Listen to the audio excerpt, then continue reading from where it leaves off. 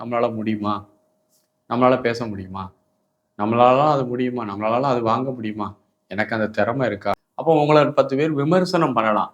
அந்த விமர்சனங்களை நாம ஏற்றுக்கொள்ளணும். அனைவருக்கும் அன்பான வணக்கங்கள். இன்ஃபீரியாரிட்டி காம்ப்ளெக்ஸ் அல்லது தாழ்வு மனப்பான்மை என்று சொல்லக்கூடிய தன்மையில இருந்து வெளிய வர்றது எப்படி? எனக்கு தாழ்வு மனப்பான்மை இருக்கிறது அப்படிங்கிறோம். இதற்கு ஒரு மனிதன் அவனுக்கான மனதை அவனே தான் உருவாக்குறான். சிறு வயதில அவனுடைய குடும்ப சூழ்நிலை, அவனுடைய நண்பர்களுடைய சூழ்நிலை, அவனை சுற்றி இருக்கக்கூடிய மனிதர்களின் தன்மையின் காரணமாக, அவன் ஒவ்வொரு மனிதனும் ஒவ்வொரு வகையான தன்மையை பெறுகிறான். ஒவ்வொருத்தருக்கும் ஒரு மைண்ட் ஸ்டேட் செட் ஆயிருது. நம்மளே தான் நம்முடைய மனதை உருவாக்குகிறோம். நமக்கு யாருமே புரோகிராமர்லாம் கிடையாது. நம்மளுடைய மனதை நாமே தான் உருவாக்கி வச்சிருக்கிறோம். அது ஒருவருக்கு ஓவர் கான்ஃபிடென்ட்டா, சுப்பீரியாரிட்டி காம்ப்ளெக்ஸா இருக்கும். உயர்வு மனப்பான்மையா இருக்கும். சிலவங்களுக்கு தாழ்வு மனப்பான்மையா இருக்கும். நம்மளால முடியுமா? நம்மளால பேச முடியுமா? நம்மளாலலாம் அது முடியுமா? நம்மளாலலாம் அது வாங்க முடியுமா? எனக்கு அந்த திறமை இருக்கா? அப்படின்னு சொல்லி நம்மை நாமே நம்மை குறைவாக மதிப்பிட்டுக் கொள்ளக்கூடிய பழக்கம் நமக்கு இப்போ நெறைய இளைஞர்கள்ட்ட இருக்குது. பொது வெளிகள்ல, பொது சபையில அவர்கள் தன்னை காமித்துக் கொள்ளவே மாட்டார்கள். அமைதியா இருப்பான். நமக்கு வராது. நமக்கு அந்த ஒரு ஃபியர்னஸ் இருக்கும். நம்மால் முடியுமா என்ற அந்த கேள்வி நமக்குள்ள வரவே கூடாது. நம்மால் முடியும். நம்மளே மாரி தானே இன்னொருத்தன் அவன் செய்றான். அவன் அவன் எப்படி செய்றான்? அவன் திறமைய வளர்த்துக்கிறான். நானும் என் திறமைய வளர்த்துக்கொண்டு அத செய்ய போறேன். ஸோ, அதனால நமக்கு என்னால முடியுமா? என்னால இயலுமா? என்ற அந்த கேள்விகளே நமக்கு வரவே கூடாது ஒருபோதும். தாழ்வு மனப்பான்மை அப்படிங்கிற ஒரு கேரக்டர் நமக்கு நல்ல திறமைகள் இருந்தாலும், நெறைய புத்திசாலித்தனம் இருந்தாலும், நெறைய எளிமையான வழிகளை சொல்லக்கூடிய ஆர்வம் இருந்தாலும், இந்த சமுதாயத்துல நம்ம பின்தங்கின நிலைக்கு கொண்டு போயிரும். நெறைய திறமைசாலியா இருப்பான். ஆனா, அவன்கிட்ட இருக்கக்கூடிய தாழ்வு மனப்பான்மை. அவனே அவனை ஒரு விதமாக கருதி கொண்டு, என்னால முடியாது, முடியாதுன்னு சொல்லி உட்கார்ந்திருக்கிறவனால, நெறைய விஷயங்கள் இந்த சொசைட்டிக்கு மிஸ் ஆகும். நம்மளால முடியும், தைரியமா பண்ணுவோம். இதுல என்ன இருக்கு? மக்களுக்கு நல்லது தானே செய்ய போறோம். நம்ம உண்மையிலே பயப்பட வேண்டியது எதுக்கு? மற்ற உயிர்களுக்கு தீங்கு செய்யாம நம்முடைய வாழ்க்கையை அமைச்சுக்கணுங்கிறது மட்டும் தான் நம்முடைய பிரதானமான எண்ணமாக இருக்கணும். அப்படிங்கும்போது மத்தவங்கள பத்தி முதல்ல யோசிக்கவே வேண்டாம். முதல்ல இந்த தாழ்வு மனப்பான்மையிலிருந்து வெளியில வருவதற்கு ஒரு 5 வழிகள் நம்ம சொல்லலாம். அதுல முதல் வழி என்னவென்றால், நம்மை நாமே முதலில் சுய ஆய்வுக்கு உட்படுத்துவது. உங்களுடைய வீக்னஸ், ஸ்ட்ரென்த்தை நீங்க கண்டுபிடிக்கணும். என்னுடைய வீக்னஸ் ஃபுல்லா என்ன காரணம்? இந்த வீக்னஸ் எல்லாம் குறைச்சுக்கிட்டே வரேன். ஸ்ட்ரென்த்தை நான் ஸ்ட்ரென்தன் பண்ணிக்கிட்டே வரேங்கிறது மாரி, தினசரி செல்ஃப் ரியலைசேஷன் என்று சொல்லக்கூடிய சுய ஆய்வு அல்லது தற்சோதனை என்று சொல்லக்கூடிய விஷயத்த நம்ம டெய்லி ஆற்ற வேண்டும்.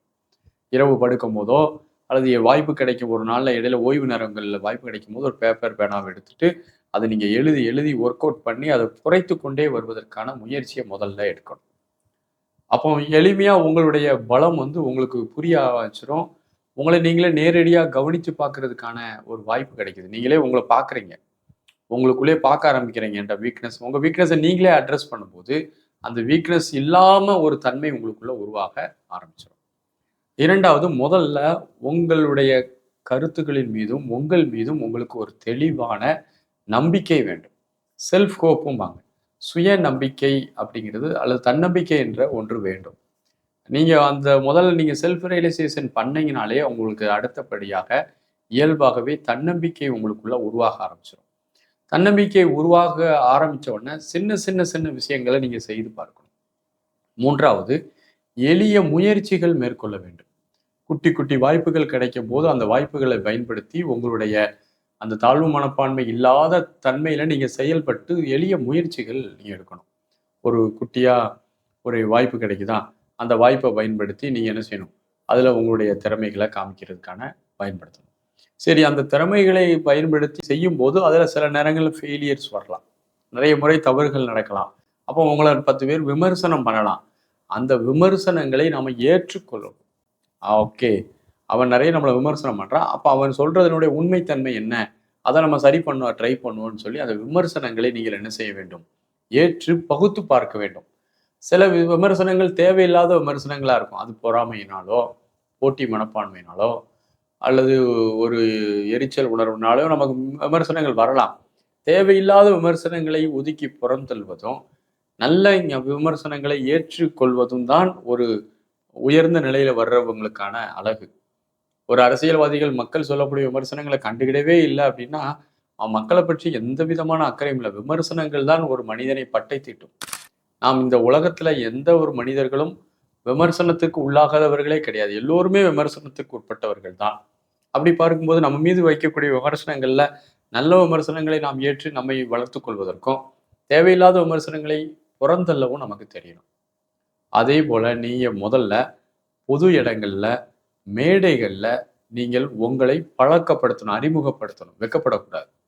இந்த ஸ்டேஜ் ஃபியரே இல்லாமல் நீங்கள் பழக்கப்படுத்தணும். அதுக்கு நீங்க வீட்ல ஒரு நிலைக்கண்ணாடி முன்னாடி நின்று கொண்டு நீங்கள் பேசி பழக வேண்டும். எப்படி பேசுவீர்களோ, மேடையில் பேச வேண்டும் என்பது எப்படி பேசுவீர்களோ, அப்படி நீங்கள் தினசரி பேசி பேசி பழகும்போது உங்களுக்கு அந்த இந்த 5 விஷயங்கள் சுயமாக ஆய்வு செய்தல், சுய நம்பிக்கை, முயற்சி, எளிய முயற்சிகளை மேற்கொள்ளுதல், நமக்கு வரக்கூடிய நேர்மறையான விமர்சனங்களை ஏற்றுக்கொள்ளுதல், மேடை கூச்சத்தை தவிர்த்தல் என்ற இந்த 5 பழக்கங்களை நீங்கள் தொடர்ந்து உங்களுக்குள் எடுத்துக்கொள்ளும் போது கண்டிப்பாக நீங்கள் 100% தாழ்வு மனப்பான்மையிலிருந்து நீங்கி விடுவீர்கள். அந்த தாழ்வு மனப்பான்மையிலிருந்து நீங்குவதற்கு நீங்கள் எளிய தியானமான விபாசனா தியானத்தை நீங்கள் மேற்கொள்ள வேண்டும். ஏன்னா விபாசனா தியானம் என்பதுதான் உங்களுடைய மனதில் வரக்கூடிய உணர்வுகள், உணர்ச்சிகளை நடுநிலையோடு எந்த விருப்பு வெறுப்பும் இல்லாமல் பார்க்கக்கூடிய அளவு உங்களை ஒரு நல்ல ஒரு பிளாட்ஃபாரத்தில் வைக்கக்கூடியது. ஆகவே இந்த தாழ்வு மனப்பான்மையிலிருந்து நீங்க வேண்டும் என்றால் நீங்கள் 6வதாக இந்த தியானத்தையும் உங்களுடைய ஒரு அங்கமாக சேர்த்து கொண்டால் ரொம்ப விரைவாக நீங்கள் தாழ்வு மனப்பான்மையில் இருந்து வந்து ஒரு சமநிலை பெற்ற மனிதராக இருப்பீர்கள். வாழ்த்துக்கள். நன்றி. வணக்கம்.